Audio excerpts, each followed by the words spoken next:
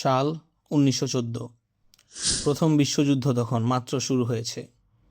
এই যুদ্ধে প্রায় 400 বছর ধরে বিশাল ভূখণ্ড শাসন করে আসা অটোমান সাম্রাজ্য যোগ দিল জার্মানির পক্ষে, ব্রিটেন আর ফ্রান্সের বিপক্ষে।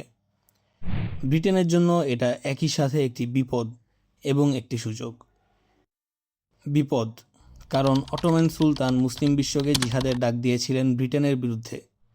আর সুযোগ, কারণ অটোমান সাম্রাজ্যের ভেতরে আরব জনগোষ্ঠীর মধ্যে তখন থেকে ধীরে ধীরে জন্ম নিচ্ছিল স্বাধীনতার আকাঙ্ক্ষা, নিজস্ব ভাষা, নিজস্ব সংস্কৃতি নিয়ে একটি আরব জাতি গঠনের স্বপ্ন।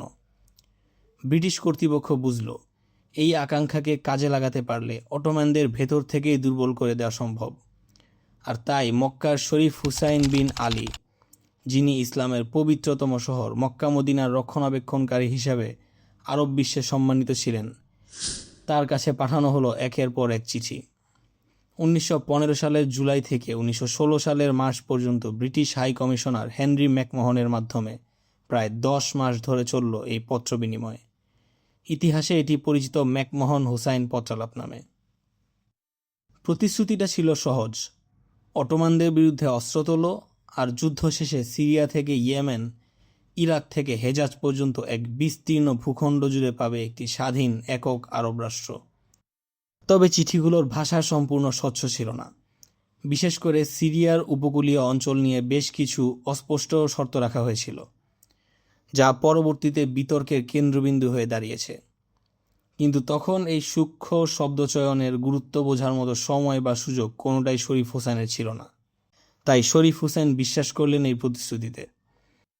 1916 সালের জুন মাসে মদিনার কাছে অটোমান সেনা চৌকিতে প্রথম গুলি ছোড়ার মধ্য দিয়ে শুরু হলো আরব বিদ্রোহ। মরুভূমির বুকে উটের পিঠে চড়ে হালকা অস্ত্র নিয়ে আরব যোদ্ধারা লড়াই করলেন ভারী অস্ত্রে সজ্জিত অটোমান বাহিনীর বিরুদ্ধে। ব্রিটিশ সামরিক কর্মকর্তা টমাস এডওয়ার্ড লরেন্স, যাকে পরবর্তীতে ইতিহাস চিনেছে লরেন্স অফ অ্যারাবিয়া নামে, তিনি শরীফ হুসেনের পুত্র ফয়সালের পাশে দাঁড়িয়ে এই বিদ্রোহে যুক্ত হলেন সংযোগ কর্মকর্তা ও উপদেষ্টা হিসেবে। আরবরা লড়ছিল নিজেদের আরব রাষ্ট্র প্রতিষ্ঠার স্বপ্ন নিয়ে। আকাবা দখল থেকে শুরু করে দামেস্কের দিকে অগ্রযাত্রা, প্রতিটি বিজয় তাদের কাছে ছিল সেই স্বপ্নের আরেক ধাপ কাছাকাছি পৌঁছানো। কিন্তু তারা জানতেন না, তাদের এই রক্তক্ষরণের মধ্যেই লন্ডনের এক বদ্ধ কক্ষে ইতিমধ্যে সম্পূর্ণ ভিন্ন এক পরিকল্পনা রূপ নিচ্ছে। কারণ একই সময়ে একই ব্রিটিশ সরকার আরেকটি গোপন আলোচনায় বসেছিল ফ্রান্সের সাথে। আর সেই আলোচনার বিষয় ছিল ম্যাকমোহন যে ভূখণ্ডের প্রতিশ্রুতি দিয়েছিল আরবদের, ঠিক সেই একই ভূখণ্ড কিভাবে দুই ইউরোপীয় সাম্রাজ্যের মধ্যে আগেভাগেই ভাগ করে নেওয়া যায়। সাল 1915, নভেম্বর মাস। ব্রিটিশ কূটনীতিক ও সংসদ সদস্য স্যার মার্ক সাইক্স আর ফরাসি কূটনীতিক ফ্রাঁসোয়া জর্জ পিকো প্রথম বসলেন আলোচনায়। মাসের পর মাস ধরে চলল দর কষাকষি, আর অবশেষে 1916 সালের মে মাসে তারা একটা চূড়ান্ত সমঝোতায় পৌঁছালেন, যা ইতিহাসে পরিচিত সাইক্স পিকোট চুক্তি নামে। রাশিয়াও এই আলোচনায় সম্মতি দিয়েছিল, কারণ যুদ্ধে তারাও ব্রিটেন ফ্রান্সের মিত্র। বিনিময়ে রাশিয়াকে প্রতিশ্রুতি দেওয়া হলো ইস্তাম্বুল আর তুর্কি প্রণালী অঞ্চলের নিয়ন্ত্রণের। ফলাফল দাঁড়ালো মুসলিম বিশ্বকে ছিন্ন বিচ্ছিন্ন করে বানানো এক মানচিত্র, যা কয়েকটি সাম্রাজ্য নিজেদের মধ্যে ভাগ বাটোয়ারা করে নিয়েছিল। চুক্তির শর্তগুলো ছিল আশ্চর্যজনক রকমের নির্দিষ্ট। মানচিত্রে নীল রঙে চিহ্নিত করা হলো সিরিয়ার উপকূল ও লেবানন, যেখানে ফ্রান্স পাবে সরাসরি প্রশাসনিক নিয়ন্ত্রণ। লাল রঙে চিহ্নিত হলো বাগদাদ ও বসরা, মেসোপটেমিয়ার দক্ষিণাঞ্চল, যা সরাসরি চলে যাবে ব্রিটিশ শাসনের অধীনে।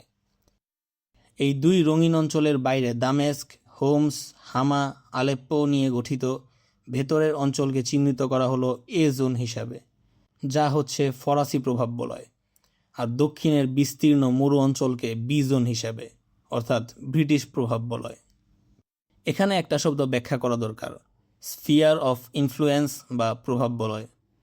এর মানে হলো সরাসরি শাসন না করেও একটা শক্তি সেই এলাকার স্থানীয় শাসক, বাণিজ্য আর সামরিক সিদ্ধান্তের উপর কার্যত নিয়ন্ত্রণ রাখবে। অর্থাৎ ওপর থেকে দেখলে হয়তো মনে হবে স্থানীয় শাসকই ক্ষমতায় আছেন, কিন্তু আসল লাগাম থাকবে ইউরোপীয় শক্তির হাতে। আর ফিলিস্তিন, জেরুজালেম আর তার আশেপাশের এলাকা তিনটি ধর্মের কাছেই এতটা পবিত্র ছিল যে সাইক্স আর পিকট এই নিয়ে একমত হতে পারলেন না। শেষ পর্যন্ত ঠিক হলো এই অঞ্চল থাকবে একটি আন্তর্জাতিক প্রশাসনের অধীনে, যার নিয়ন্ত্রণ ভাগ হবে ব্রিটেন, ফ্রান্স আর রাশিয়ার মধ্যে। এখানেই সবচেয়ে গুরুত্বপূর্ণ একটা বিষয় লক্ষ্য করুন। এই সীমারেখাগুলো কোনো নৃতাত্ত্বিক পরিচয়, ধর্মীয় বিভাজন বা গোত্রীয় বাস্তবতা মাথায় রেখে আঁকা হয়নি।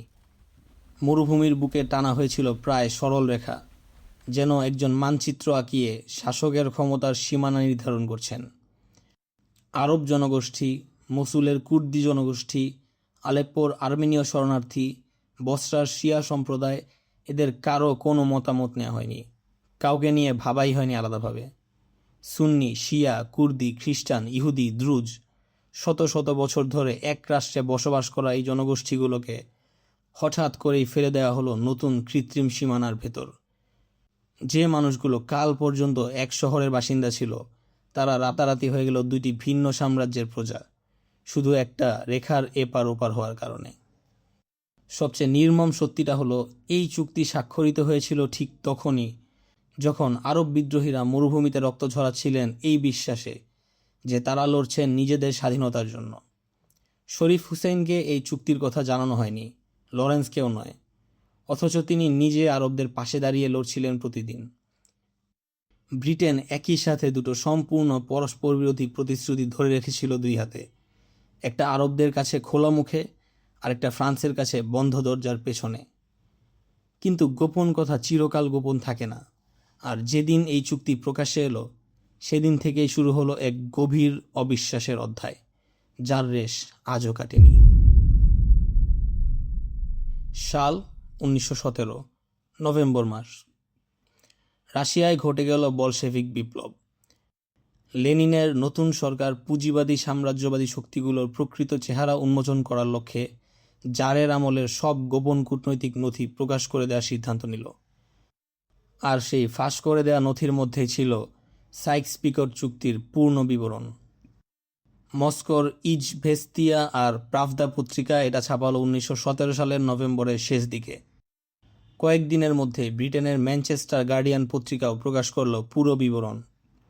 অটোম্যান কর্তৃপক্ষ দ্রুত এই খবর ছড়িয়ে দিল আরব বিশ্বে। শরীফ হুসাইন এবং তার অনুসারীরা বুঝতে পারলেন যে স্বাধীনতার জন্য তারা মরুভূমিতে রক্ত দিয়েছেন, সেই স্বাধীনতা কখনো বাস্তবে পাওয়ার কথাই ছিল না। ব্রিটিশ কর্মকর্তারা তখন আরবদের আশ্বস্ত করার চেষ্টা করলেন যে এটা শুধু একটা প্রাথমিক খসড়া, চূড়ান্ত সিদ্ধান্ত নয়। কিন্তু বিশ্বাসের ভিত্তি ততক্ষণে ভেঙে পড়েছে। এই ক্ষতে যোগ হলো আরেকটা ঘটনা। একই বছর 1917 সালের নভেম্বরে ব্রিটিশ পররাষ্ট্রমন্ত্রী আর্থার বেলফোর একটি চিঠিতে ঘোষণা দিলেন ফিলিস্তিনে ইহুদি জাতির জন্য একটি জাতীয় আবাসভূমি প্রতিষ্ঠায় ব্রিটেন সমর্থন জানাবে। এটাই ইতিহাসে পরিচিত বেলফোর ঘোষণা নামে। একই ভূখণ্ড নিয়ে এখন তিনটি পরস্পর বিরোধী প্রতিশ্রুতি জমা হয়ে গেল একসাথে। আরবদের কাছে দেয়া স্বাধীনতার প্রতিশ্রুতি, ফ্রান্স আর ব্রিটেনের নিজেদের মধ্যে করা ভাগাভাগির চুক্তি, আর ইহুদি জনগোষ্ঠীর কাছে দেয়া আবাসভূমির প্রতিশ্রুতি। তিনটি প্রতিশ্রুতি একই ব্রিটিশ সরকারের কাছ থেকে এসেছিল প্রায় একই সময়ে। যুদ্ধ শেষ হলো 1918 সালে। অটোম্যান সাম্রাজ্যের পতন হলো। 1918 সালের অক্টোবরে দামেস্ক দখল করল আরব বাহিনী, আর ফয়সাল নিজেকে ঘোষণা করলেন সিরিয়ার রাজা হিসাবে। সংক্ষিপ্ত সময়ের জন্য হলেও আরবদের স্বপ্নের সেই রাষ্ট্র যেন বাস্তবে রূপ নিতে শুরু করল। কিন্তু এই স্বপ্ন টিকল মাত্র 2 বছর। 1920 সালের জুলাইয়ে মাইসুলের যুদ্ধে ফরাসি বাহিনী সহজেই পরাজিত করল ফয়সালের ছোট, দুর্বলভাবে সজ্জিত বাহিনীকে, আর ফরাসিরা দখল নিল দামেস্কের। একই বছর 1920 সালের এপ্রিলে ইতালির সান রেমো শহরে মিত্রশক্তিগুলো এক সম্মেলনে বসল, আর সেখানেই আনুষ্ঠানিকভাবে অনুমোদিত হলো নতুন গঠিত লিগ অফ নেশনস এর অধীনে ম্যান্ডেট ব্যবস্থা। ম্যান্ডেট মানে হলো এই অঞ্চলগুলোকে সাময়িকভাবে নিজে থেকে শাসন করার যোগ্য নয় বলে ধরে নিয়ে ইউরোপীয় শক্তির তত্ত্বাবধানে রাখার একটা ব্যবস্থা। কাগজে কলমে সাময়িক অভিভাবকত্ব, বাস্তবে ঔপনিবেশিক শাসনের নতুন নাম। ফ্রান্স পেল সিরিয়া আর লেবাননের ম্যান্ডেট, আর ব্রিটেন পেল ইরাক, ফিলিস্তিন আর ট্রান্সজর্ডানের ম্যান্ডেট। মজার বিষয় হলো, মূল সাইক্স-পিকোট চুক্তিতে মসুল ছিল ফরাসি প্রভাববলয়ের অংশ, কিন্তু মসুলের বিশাল তেল ক্ষেত্রের কথা জানার পর ব্রিটেন পরবর্তীতে আলোচনার মাধ্যমে সেই এলাকা নিজের ইরাকি ম্যান্ডেটের অন্তর্ভুক্ত করে নেয়। বিনিময়ে ফ্রান্সকে তেলের একটা অংশীদারিত্ব দিয়ে দেয়। সাইক্স-পিকোটের সেই মোটামুটি রেখাগুলোই সামান্য অদলবদল করে রূপ নিল আজকের ইরাক, সিরিয়া, লেবানন আর জর্ডানের সীমান্ত। 100 বছর পরেও এই একটা গোপন চুক্তি রয়ে গেছে আঞ্চলিক রাজনীতির এক জীবন্ত প্রতীক হয়ে। একটা মানচিত্র, দুজন মানুষ, একটা টেবিল, আর তার প্রভাব 100 বছর ধরে বয়ে বেড়াচ্ছে কোটি মানুষের জীবন, তাদের সীমান্ত, তাদের সংঘাত আর তাদের পরিচয়ের প্রশ্ন। আজ যখন আমরা ইরাক, সিরিয়া বা লেবাননের সংবাদ শিরোনামে জাতিগত সংঘাত, সীমান্ত বিরোধ বা গৃহযুদ্ধের কথা শুনি, তখন আমরা প্রায়ই ভুলে যাই এই সীমানাগুলো কোনো প্রাকৃতিক, ভাষাগত বা ঐতিহাসিক পরিচয়ের ভিত্তিতে গড়ে ওঠেনি। এগুলো এঁকেছিলেন এমন দুজন মানুষ যারা কখনো এই মাটির গন্ধ শোকেননি, এই মানুষদের ভাষা বোঝেননি, তাদের রীতিনীতি জানতেন না, অথচ তাদের কলমের একটা টানেই ঠিক হয়ে গিয়েছিল কে হবে প্রতিবেশী আর কে হবে বিদেশি। সাইক্স-পিকো চুক্তি আমাদের সামনে তুলে ধরে একটি গভীর সত্য: ইতিহাসের সবচেয়ে বড় সিদ্ধান্তগুলো প্রায়ই নেওয়া হয় বন্ধ দরজার আড়ালে, মানচিত্রের উপর কলমের কয়েকটা রেখায়, আর তার মূল্য বহুকাল ধরে শোধ করে যায় সাধারণ মানুষ। আজ এ পর্যন্তই। শীঘ্রই আপনাদের সামনে হাজির হব নতুন একটি ভিডিও নিয়ে। সেই পর্যন্ত চ্যানেলটি সাবস্ক্রাইব করে পাশেই থাকুন।